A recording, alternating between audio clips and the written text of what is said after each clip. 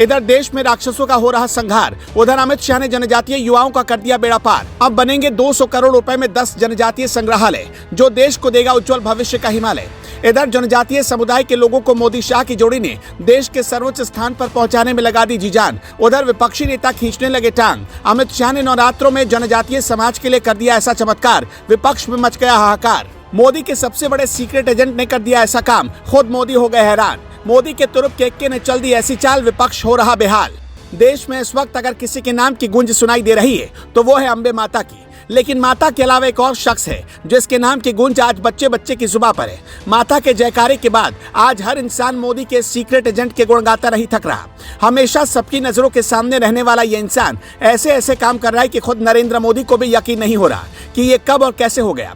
काम भी ऐसा कि मोदी खुद चलकर उन्हें बधाई देने के लिए जाते हैं और तो और विपक्ष के नेता बेशक कैमरे के सामने मुंह बनाते हुए दिखाई देते हैं, लेकिन पर्दे के पीछे विपक्षी खेमा भी इस नेता के काम का कायल हो गया। ये कोई और नहीं बल्कि अमित शाह है। केंद्रीय गृह मंत्री अमित शाह ने जनजातीय युवा आदान प्रदान कार्यक्रम में वामपंथी उग्रवादियों और उनकी विचारधारा को आड़े हाथों लेते हुए ऐसा रेला कि सबकी हवा टाइट हो गई। उन्होंने वामपंथी उग्रवादियों और उनकी विचारधारा को देश के विकास और उज्जवल भविष्य के खिलाफ बताया। इस खास मौके पर उन्होंने 200 जनजातीय युवाओं के साथ बात करते हुए बताया कि देश के बेहतरीन और यशस्वी प्रधानमंत्री नरेंद्र मोदी ने जनजातीय स्वतंत्रता सेनानियों की याद और उनके सम्मान में देश भर में 200 करोड़ रुपए की लागत से 10 जनजातीय संग्रहालय बनाने का अहम फैसला लिया।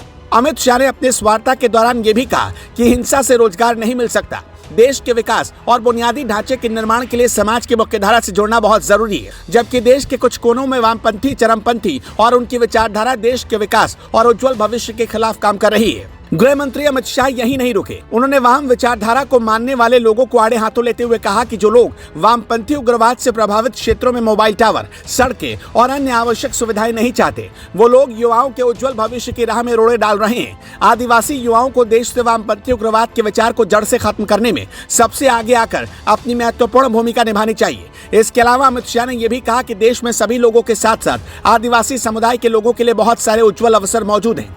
इसके लिए देश के आदिवासी युवाओं को घर जाकर इस बात की जानकारी देनी चाहिए कि आज देश हर क्षेत्र में तेजी के साथ प्रगति कर रहा है और हर क्षेत्र में उनके लिए ऐसे पर्याप्त अवसर हैं जो उनका इंतजार कर रहे हैं। शाह ने कहा कि धन, ज्ञान और सम्मान केवल कड़ी मेहनत से ही हासिल किया जा सकता है।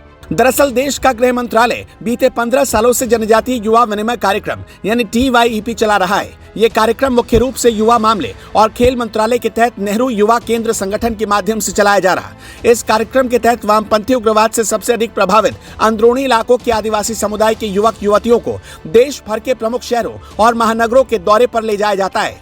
चलते चलते ये भी जान लीजिए कि इस कार्यक्रम का मुख्य उद्देश्य वामपंथी उग्रवाद से लगातार प्रभावित इलाकों में युवाओं की आकांक्षाओं को बढ़ावा देने के साथ साथ CPI यानी कि माओवादी द्वारा सरकार के खिलाफ फैलाए जा रहे दुष्प्रचार का मुकाबला करना है।